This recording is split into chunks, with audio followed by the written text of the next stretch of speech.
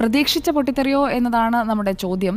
പ്രതീക്ഷിച്ചത് മാധ്യമങ്ങളാണ്. അതുകൊണ്ട് തന്നെ ആ പൊട്ടിത്തെറി കൃത്യമായി കിട്ടുന്നതിന് വേണ്ടി ആവർത്തിച്ച് ആരാണോ എതിർത്ത് പറയുന്നത് അവരെ തന്നെ ലക്ഷ്യമിട്ട് പലതവണ ശിവരാജൻ എന്നയാളുടെ പ്രതികരണം എത്ര തവണയാണ് സൗണ്ട് ബൈറ്റ് എല്ലാ ചാനലുകളിലും വന്നത് എന്നൊന്ന് എണ്ണ എടുക്കുന്നത് നന്നായിരിക്കും. അതോടൊപ്പം തന്നെയാണ് നഗരസഭാ അധ്യക്ഷ ഇന്ന് വന്ന് കൊടുക്കുന്ന സൗണ്ട് ബൈറ്റ്. അത് ഒരു ആലോചിച്ചുറപ്പിച്ച് എല്ലാ മാധ്യമങ്ങളുടെയും മൈക്ക് ഐ ഡി അവിടെ ഉണ്ടായിരുന്നു. അപ്പോൾ വിളിച്ചു വരുത്താതെ അങ്ങനെ ഒരു സൗണ്ട് ബൈറ്റ് കൊടുക്കില്ല. അപ്പോൾ ആ ആലോചിച്ചുറപ്പിച്ച് നടത്തിയ പ്രതികരണങ്ങളായിട്ടാണ് ഞാൻ അതിനെ രണ്ടിനെയും കാണുന്നത്. ഇപ്പോൾ പരസ്യ പ്രതികരണങ്ങൾക്ക് വിലക്ക് ഏർപ്പെടുത്തിയിരിക്കുകയാണ്. ഇന്ന് ഉച്ചയ്ക്ക് ശേഷം കാര്യമായ പ്രതികരണങ്ങൾ നമ്മൾ നേതാക്കളിൽ നിന്ന് കാണുന്നില്ല. അത് പാർട്ടി ഫോറങ്ങളിൽ പറയേണ്ടതും അത് എല്ലാ പാർട്ടിക്കും, അതെ CPIM ആയാലും കോൺഗ്രസ് ആയാലും മുസ്ലിം ലീഗ് ആയാലും BJP ആയാലും മറ്റേത് പാർട്ടി ആയാലും എല്ലാ പാർട്ടികൾക്കും അതിൻ്റേതായ ആഭ്യന്തര ഫോറങ്ങളുണ്ട്. ആ ഫോറങ്ങളിലാണ് കൃത്യമായ ചർച്ചകൾ, വിമർശനങ്ങൾ, തെറ്റിതിരുത്തൽ നടപടികൾ അതൊക്കെ നടക്കുക. അതിന് പകരം പരസ്യമായിട്ടുള്ള പ്രതികരണങ്ങളിലേക്ക് പോയത് പല തലകളും ഉരുളാൻ ഇടയാക്കും എന്ന് വേണം കരുതാൻ. ഞാൻ മനസ്സിലാക്കുന്നത് കൂട്ടുത്തരവാദിത്തമാണ്. അതിപ്പോൾ നമ്മുടെ ചാനലിൻ്റെ റേറ്റിംഗ് ആയാലും ഒരു തെരഞ്ഞെടുപ്പ് ഫലമായാലും അതൊക്കെ ഒരു കൂട്ടുത്തരവാദിത്തത്തിൻ്റെ ഫലമാണ്. അത് വ്യക്തി കേന്ദ്രീകൃതമല്ല. ഇപ്പോൾ ഈ ടീമിനെ നയിക്കുന്ന ആളെന്ന നിലയിൽ മാനേജിംഗ് എഡിറ്ററും MD-യുമായ ആൻഡ്രോ സാറിൻ്റെതായ ഉത്തരവാദിത്തമുണ്ട്. അപ്പോൾ ഇന്ന് K. സുരേന്ദ്രൻ പറഞ്ഞതുപോലെ വിജയമായാലും തോൽവിയായാലും അതിൽ ആദ്യ പ്രതികരണം നടത്തേണ്ടത് ആൻഡ്രോ സാറാണ്. സമാനമായ രീതിയിൽ ഇന്ന് K. സുരേന്ദ്രൻ പ്രതികരണം നടത്തി കഴിഞ്ഞിരിക്കുന്നു. ധാർമ്മിക ഉത്തരവാദിത്തം എനിക്കാണ്. അതൊരു ടീം ലീഡർ ചെയ്യേണ്ട കാര്യമാണ്. ആസ് എ ടീം ലീഡർ അതൊരു നല്ല ജസ്റ്ററായിട്ടാണ് ഞാൻ കാണുന്നത്. K. സുരേന്ദ്രൻ ആ തെരഞ്ഞെടുപ്പിനെ മുന്നിൽ നിന്ന് നയിച്ചു. ആ തെരഞ്ഞെടുപ്പിനെ മാത്രമല്ല, ചേലക്കരയും വയനാടിനെയും ഒക്കെ മുന്നിൽ നിന്ന് നയിച്ചു. അദ്ദേഹത്തിന് ടീമിലെ തന്നെ പല ആളുകളെ 3 ഉപതെരഞ്ഞെടുപ്പുകൾക്കായി ചുമതല വിഭജിച്ച് നൽകി. അവരെല്ലാവരും കൃത്യമായി അവിടെ ഫംഗ്ഷൻ ചെയ്യുന്നുണ്ടോ എന്നത് ഇടയ്ക്കിടെ ഉറപ്പുവരുത്തി. 3 മണ്ഡലങ്ങളിലും ഒരേ സമയം നിൽക്കാൻ കഴിയില്ല. എങ്കിലും ചേലക്കരയിൽ ഒന്നിടപെട്ട ദിവസങ്ങളിൽ പോകുന്നുണ്ടായിരുന്നു എന്നാണ് മനസ്സിലാക്കുന്നത്. യഥാർത്ഥത്തിൽ ചേലക്കരയിൽ വിജയം പ്രതീക്ഷിച്ചത് UDF ആണെങ്കിലും അവിടെ വോട്ട് വർധനയുടെ കാര്യത്തിൽ വിജയിച്ചിരിക്കുന്നത് BJP ആണ്. ഇപ്പുറത്ത് പാലക്കാട്ടെ പരാജയത്തിൻ്റെ ഒരു ഭാരം അത് സംസ്ഥാന അധ്യക്ഷൻ ഏറ്റെടുക്കുമ്പോൾ സ്വാഭാവികമായും ചേലക്കരയിലെ ഈ വോട്ട് ഉയർന്നതിൻ്റെയും ക്രെഡിറ്റ് അദ്ദേഹം ഏറ്റെടുക്കേണ്ടതാണ്. കാരണം ഡെബിറ്റ് മാത്രം പോരല്ലോ ഒരു അക്കൗണ്ടിൽ, ക്രെഡിറ്റും വേണമല്ലോ. അപ്പോൾ K. സുരേന്ദ്രൻ്റെ അക്കൗണ്ടിലേക്ക് ചേലക്കരയിൽ വോട്ട് ഉയർന്നതിൻ്റെ ക്രെഡിറ്റ് കൊടുക്കേണ്ടതാണ്. അതുപോലെ തന്നെ വയനാട് ലോക്സഭാ ഉപതെരഞ്ഞെടുപ്പിൽ എന്താണ് സംഭവിച്ചത് എന്നുള്ളത് നമ്മൾ ചർച്ച ചെയ്യുന്നേയില്ല. K. സുരേന്ദ്രൻ അവിടെ മത്സരിച്ചതിന് അടുത്തേക്ക് തന്നെ വോട്ട് ഈ പോളിംഗ് ശതമാനം കുറഞ്ഞപ്പോഴും എത്തിക്കാൻ നവ്യ ഹരിദാസിന് കഴിഞ്ഞിട്ടുണ്ട്. അപ്പോൾ അവിടെയും K. സുരേന്ദ്രൻ എന്ന ലീഡറുടെ കീഴിലുള്ള ടീം തന്നെയാണ് പ്രവർത്തിച്ചത്. MT രമേശ് അടക്കമുള്ള ആളുകൾ വയനാട്ടിലുണ്ടായിരുന്നല്ലോ.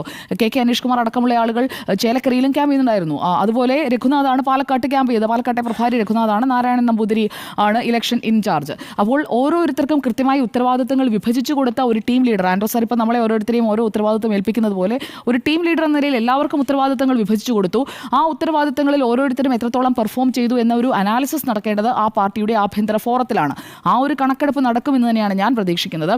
എന്തായാലും തിരുവമ്പാടി മണ്ഡലത്തിലെ ക്രിസ്ത്യൻ കുടിയേറ്റ പ്രദേശങ്ങളിൽ വോട്ട് കൂടിയത് തിരുവമ്പാടി, കോടഞ്ചേരി പഞ്ചായത്തുകൾ ഞാൻ വെറുതെ ഒന്ന് എടുത്ത് നോക്കിയതാണ്. അതിൽ 2024 ലോക്സഭാ തെരഞ്ഞെടുപ്പ് വെച്ച് നോക്കുമ്പോൾ വോട്ട് വർധന ഉണ്ടായിട്ടുണ്ട്. 2041 ആയിരുന്നു അന്ന് കിട്ടിയതെങ്കിൽ ഇന്നിപ്പോൾ പോളിംഗ് ശതമാനം കുറഞ്ഞിട്ടും അവിടെ 2110. അത് ക്രിസ്ത്യൻ കുടിയേറ്റ മേഖലയാണ് അല്ലേ സാർ?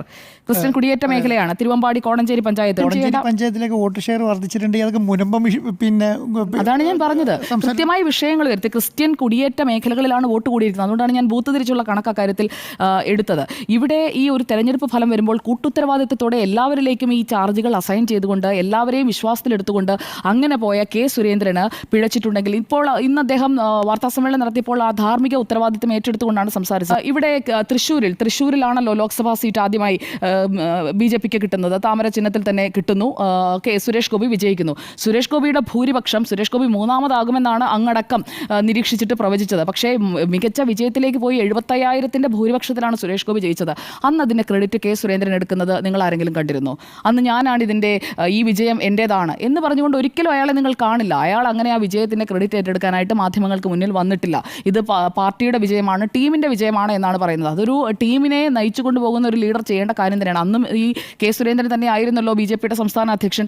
ഒരു സീറ്റ് കിട്ടി എന്ന് പറഞ്ഞുകൊണ്ട് ഏതെങ്കിലും തരത്തിൽ പുകഴ്ത്തലോ എന്തെങ്കിലും കണ്ടോ? ഇല്ലല്ലോ. പക്ഷേ ഇവിടെ ഇപ്പോൾ പാലക്കാട്ട് വോട്ട് കുറഞ്ഞപ്പോൾ K. സുരേന്ദ്രൻ മാത്രമാണ് ഉത്തരവാദി. നമ്മളടക്കം നമ്മുടെ ഫീൽഡിൽ നിന്ന് വന്ന റിപ്പോർട്ട് എന്താണ്? RSS നേരിട്ട് പ്രചാരണത്തിനിറങ്ങുന്നു, RSS നേരിട്ട് നയിച്ചു. പക്ഷേ പരാജയം വരുമ്പോൾ RSS എന്നുള്ള പേരേ ഇല്ല. അവിടെ K. സുരേന്ദ്രൻ എന്ന ഒറ്റ പേരിലേക്ക് ഒതുങ്ങുകയാണ്. RSS അവിടെ കൃത്യമായി പ്രവർത്തിച്ചിട്ടുണ്ട്, വോട്ടുകൾ അവിടെ കൊണ്ടുവന്നിട്ടുണ്ട് എന്നുള്ളതൊരു ഫാക്റ്റാണ്. C. കൃഷ്ണകുമാർ എനിക്ക് പാലക്കാട് കിട്ടിയേ തീരൂ. അങ്ങനെയാണെങ്കിൽ ഇതിനു മുൻപുള്ള തെരഞ്ഞെടുപ്പിൽ എന്തുകൊണ്ട് അയാൾ മലമ്പുഴയിലേക്ക് പോയി? പാലക്കാട്ട് നിൽക്കാമായിരുന്നല്ലോ. ഈ ശ്രീധരൻ മത്സരിക്കുന്ന വേളയിൽ പാലക്കാട്ട് നിൽക്കാമായിരുന്നു. കാരണം നേരത്തെ ആൻഡ്രോ സാർ സൂചിപ്പിച്ചതുപോലെ C. കൃഷ്ണകുമാറിന്റെ വീട് ഉൾപ്പെടുന്ന മണ്ഡലം എന്ന് പറയുന്നത് പാലക്കാടാണ്. അവിടെ വോട്ടുള്ള C. കൃഷ്ണകുമാർ അവിടെയല്ലേ മത്സരിക്കേണ്ടത്? അല്ലാതെ അതാ പറഞ്ഞേ, മലമ്പുഴയിലേക്ക് പോയി മത്സരിക്കേണ്ടല്ലോ. 2 തവണയും മലമ്പുഴയിൽ മത്സരിച്ചു, 2 തവണയും അവിടെ വോട്ട് വർദ്ധിപ്പിച്ചു. അതായത് സ്വന്തം മണ്ഡലത്തിലല്ല, ഇപ്പുറത്തുള്ള മണ്ഡലത്തിൽ. വ്യക്തി പങ്കിടുന്നതാണ്. ആളാണെങ്കിൽ ഈ ശ്രീധരൻ അവിടെ സീറ്റ് കൊടുക്കേണ്ട കാര്യമുണ്ടോ? കഴിഞ്ഞ പ്രാവശ്യം മത്സരിച്ചൂടെ? അതെ, ഈ ശ്രീധരന് വേണ്ടി, അതായത് അദ്ദേഹത്തിന്റെ വീട് ഉൾപ്പെടുന്ന ഇടങ്ങളിലൊക്കെ പ്രചാരണത്തിനും അദ്ദേഹം ഉണ്ടായിരുന്നു. മലമ്പുഴയിലെ അദ്ദേഹത്തിന്റെ മണ്ഡലത്തിൽ പ്രചാരണം നടത്തുന്നതിനൊപ്പം ഇവിടെ എല്ലാ പശ്ചാത്തല സൗകര്യം ഒരുക്കാനും സംസ്ഥാന ജനറൽ സെക്രട്ടറിയായ സി കൃഷ്ണകുമാർ ഉണ്ടായിരുന്നു എന്നതുകൂടി നമ്മൾ ഓർക്കണം. മാത്രമല്ല നഗരസഭയുടെ ഭരണം അതൊക്കെ ഇതിന് അനുകൂലമായിട്ട് പ്രവർത്തിപ്പിക്കാൻ കഴിഞ്ഞു. അങ്ങനെ സെൽഫിഷ് ആയിട്ടുള്ള ഒരാളാണ് സി കൃഷ്ണകുമാർ എന്ന് ഞാൻ കരുതുന്നില്ല. കെ സുരേന്ദ്രന്റെ രാജി എന്ന് പറയുന്നത് ആ ഒരു ബ്രേക്കിംഗ് ന്യൂസായി അവസാനിച്ചു. കൃത്യമായി കെ സുരേന്ദ്രൻ ധാർമ്മിക ഉത്തരവാദിത്തം ഏറ്റെടുക്കുന്നു, ഞാനാണ് അതിന് റെസ്പോൺസിബിൾ എന്ന് പറഞ്ഞതോടുകൂടി ആ വിവാദം അവിടെ അവസാനിക്കുകയാണ്. പൊട്ടിത്തെറിക്കുന്നവർ പൊട്ടിത്തെറിച്ചുകൊണ്ടിരിക്കും. പക്ഷേ അത് പാർട്ടിയുടെ ഫോറങ്ങളിൽ പൊട്ടിത്തെറിക്കുകയാണ് എന്നുണ്ടെങ്കിൽ അതിനൊരു തീരുമാനമാകും. മാധ്യമങ്ങളിലെ സൗണ്ട് ബൈറ്റിലൂടെ ഒരു തീരുമാനത്തിലേക്ക് കാര്യങ്ങൾ എത്തില്ല എന്ന് പൊട്ടിത്തെറിക്കുന്നവർ ഓർക്കുന്നത് നല്ലതായിരിക്കും.